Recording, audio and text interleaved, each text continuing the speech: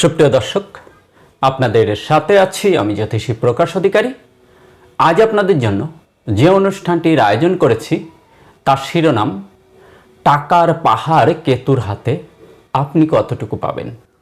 সুপ্রিয় দর্শক, অনুষ্ঠানটি না টেনে পুরোপুরি জানতে পুরো ভিডিওটি দেখুন এবং পরিপূর্ণ ধারণা অর্জন করুন।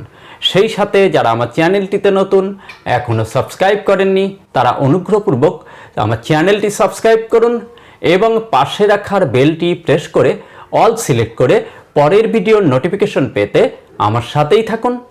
আর যারা ফেসবুক প্রোফাইল থেকে ভিডিওটি দেখছেন তাদেরকে অসংখ্য অসংখ্য অসংখ্য ধন্যবাদ। প্রোফাইলটিতে একটি ফলো দিয়ে আমাকে উৎসাহিত করুন জ্যোতিষশাস্ত্রের নিগূঢ়তম রহস্যগুলো, গোপনতম বিষয়গুলো আপনাদের সামনে উন্মোচিত করবার জন্য বা তুলে ধরবার জন্য। সুপ্রিয় দর্শক, কথা দীর্ঘায়িত না করে চলুন আমরা ফিরে যাই আমাদের মূল আলোচনায়। আমাদের আজকের আলোচনার শিরোনাম টাকার পাহাড় কেতুর হাতে, আপনি কতটুকু পাবেন। সুপ্রিয় দর্শক, আমরা আজকে কেতু কেন্দ্রিক যে আলোচনা করব, কেতু কিভাবে বুঝবেন যে হাতে শুভ রয়েছে, শুভ কেতু কতটা শুভ ফল দেয় এবং কি শুভ ফল দেয়, কিভাবে বুঝবেন যে হাতে কেতু অশুভ রয়েছে, অশুভ কেতু কি অশুভ ফলাফল দেয়। সুপ্রিয় দর্শক, হাতের এই যে মধ্য অংশটুকু, এই অংশটুকু এবং এই ক্ষেত্রটুকু মূলত কেতুর ক্ষেত্র। যদি এই কেতুর ক্ষেত্রে ভাগ্যরেখা সুস্পষ্ট থাকে তাহলে কেতু শুভ রয়েছে। যদি এই মধ্য অংশটা এইভাবে টান টান করবেন, টান টান করার পর একটু তরল পদার্থ দিবেন, কিছু পরিমাণ 1 চামচ 1.5 চামচ পরিমাণ তরল পদার্থ এখানে দাঁড়িয়ে যায় যদি, তাহলে সেটি শুভ কেতুর শুভ লক্ষণ। শুভ অনেক সময় এই কেতুর ক্ষেত্রে এইভাবে যে মানি ট্রায়াঙ্গেল তৈরি হয়, অর্থাৎ হাতের মাঝে যে সমস্ত শুভ সাইনগুলো থাকে সেগুলো সব শুভ কেতুর শুভ সংকেত। তো কেতু যদি শুভ থাকে, এখানটা কিন্তু অধিক পরিমাণ গর্ত হলেও কেতু অশুভ। আবার যদি একেবারে ফোলা ফোলা টান টান হয় তাহলেও কেতু অশুভ, সেটিও আলোচনা করব অশুভ কেতুর ক্ষেত্রে। তো আমরা এখন শুভ কেতুর ক্ষেত্র দেখব, ভাগ্যরেখা সুস্পষ্ট কেতুর ক্ষেত্রে, এবং এই স্থানটা অল্প পরিমাণে গর্ত টাইপের, অল্প পরিমাণে গর্ত টাইপের, এবং এই রেখাটাই কোনো অশুভ চিহ্ন বর্জিত যদি থাকে, যেমন এখানে এই ধরনের কোনো এরো রেখা, তিল চিহ্ন বা এই সব স্থানে ক্রস চিহ্ন, এইগুলো বর্জিত যদি কেতুর ক্ষেত্র থাকে তাহলে কেতু শুভ রয়েছে হিসেবে পরিগণিত হয়। তো কেতু শুভ থাকলে কি হয় দেখুন, কেতু আমাদের আধ্যাত্মিকতার কারক, আমাদের মুক্তির কারক। মুক্তি অর্থাৎ পরলৌকিক মুক্তির কারক কেতু, এটি একটি মেসেজ, তথ্য। আবার এটি একটি মেসেজ যেটা যে পরলৌকিক মুক্তি, আধ্যাত্মিক মুক্তি, জড় জগৎ থেকে মুক্তি, এটি কেতু দিয়ে থাকে শুভ দৃষ্টিধারী জাতককে।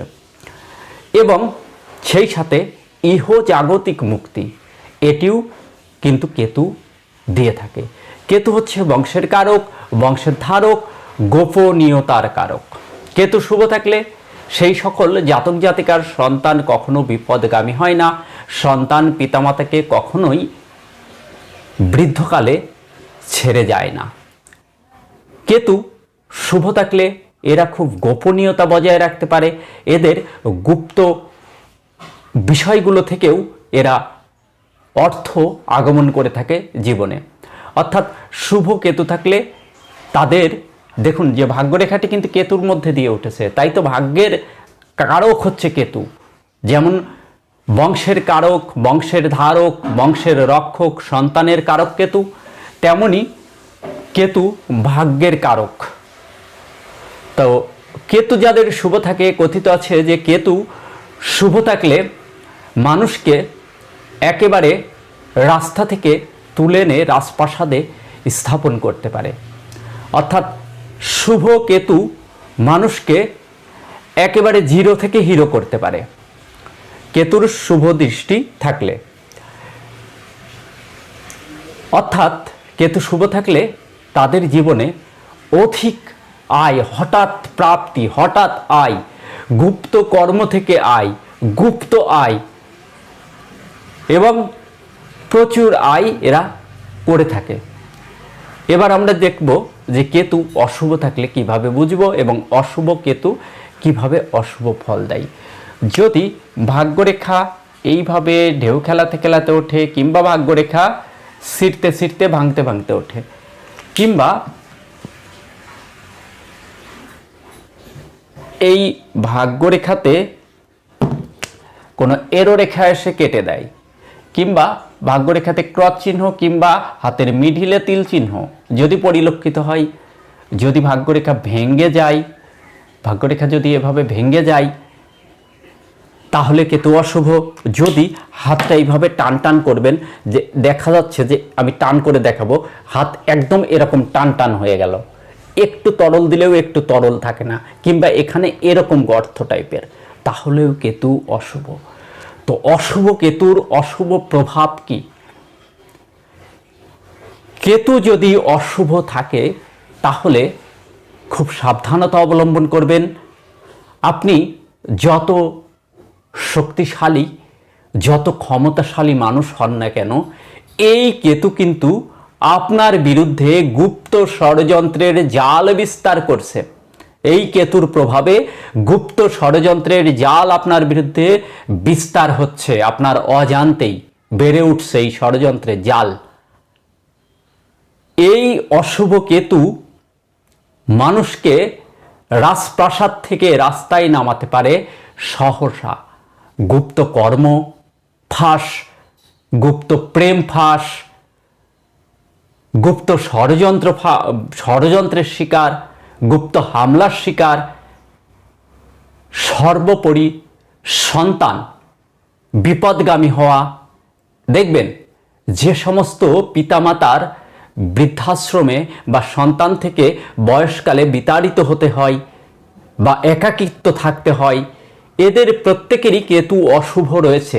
এটা অশুভ কেতুর প্রভাবে হয়, অর্থাৎ সন্তান বিপদগামী হয়। অশুভ কেতু সন্তানকে বিপদগামী করায়, সন্তান ধারণে দেরি হয়। তারপর বৃদ্ধ বয়সে সন্তানের সহচার্য পাওয়া মুশকিল হয়ে যায়। এমনকি অর্থনৈতিক অবস্থা যত মজবুত থাক না কেন, এই কেতু মানুষকে হঠাৎ করে, একদম হঠাৎ করে উপর থেকে নিচে ফেলে দেয়। দেখুন, কেতুর কারকতায় রয়েছে উপর থেকে পতিত হবার ভয়। হ্যাঁ, হতে পারে উপর থেকে পতন, সিঁড়ি থেকে, গাছ থেকে, ছাদ থেকে পড়তেও পারে, এটি একটি মেসেজ। কিন্তু তত্ত্বকথাটি হচ্ছে উপর থেকে পতন মানে খুব ধনাঢ্য অবস্থা, খুব প্রভাবশালী অবস্থা থেকে মুহূর্তে নিচে ফেলে দেওয়া। কেতুর কারকতায় রয়েছে বিষাক্ত প্রাণীর কামড়। বিষাক্ত প্রাণী, সাপ, পোকামাকড়, বিড়াল, কুকুর ইত্যাদি বিষাক্ত প্রাণীর দংশন হতে পারে, এটি তথ্য বা মেসেজ। কিন্তু তত্ত্বকথাটি হচ্ছে যে ষড়যন্ত্রের বা শত্রুতার বিষাক্ত ছোবল, এটি কিন্তু অবধারিত হয়ে যায় যে অশুভ কেতু থাকলে। বলা হচ্ছে কেতু বংশের ধারক, বংশের রক্ষক। তাই তো সন্তানের কারক, তাই তো অশুভ কেতু সন্তানকে বিপদগামী করে, সন্তানের থেকে বিচ্ছিন্ন করে, বৃদ্ধ বয়সে একাকিত্ব, নিঃসঙ্গতা এনে দেয়, সন্তানের থেকে বিচ্ছিন্ন করে দেয়। কেতু হচ্ছে আমাদের মুক্তির কারক, সেটি হচ্ছে আধ্যাত্মিক মুক্তি, সঙ্গে অর্থনৈতিক মুক্তিরও কারক। তাই অশুভ কেতু থাকলে অর্থনৈতিক মুক্তি পেতে বিলম্ব করায় এবং জাতককে মানবেতর জীবনযাপন করতে বাধ্য করায়। সুপ্রিয় দর্শক, কেতু অশুভ থাকলে বড় ধরনের দুর্ঘটনা বা অ্যাক্সিডেন্ট, এরপরে যে অস্ত্রোপচার, এটা কেতু এবং মঙ্গলের কারণে হয়। অস্ত্রোপচার, অপারেশন কেতু এবং মঙ্গলের কারণে হয়। কেতুর প্রভাবে কোমরের বা মেরুদণ্ডের হাড়ের প্রবলেম হতে পারে। কেতুর প্রভাবে পায়ের যে হাঁটুর প্রবলেম, এগুলো হতে পারে। দীর্ঘদিন হাঁটুর ব্যথা, কোমরের ব্যথা যদি না সারে, এটি হতে পারে অশুভ কেতুর প্রভাব। অশুভ কেতুর প্রভাবে মানুষের অনেক সময় দেখা যায় যে মানুষের রোগ শনাক্ত হচ্ছে না। ডাক্তার বলছে রোগ নেই, বহু পরীক্ষা নিরীক্ষার পরেও রোগ নেই, কিন্তু জাতক বলছে যে সে অসুস্থ, তার সমস্যা, সে অসুস্থ, সে সুস্থ নয়। তো এই যে গুপ্ত রোগ, এটি শনাক্ত হয় না কেতুর কারণে। আবার সিফিলিস, গনোরিয়ার মতো গুপ্ত রোগ, যে কোনো গোপন রোগ বলা হয়, এগুলোও কেতুর অশুভ প্রভাবে হয়ে থাকে। সুপ্রিয় দর্শক,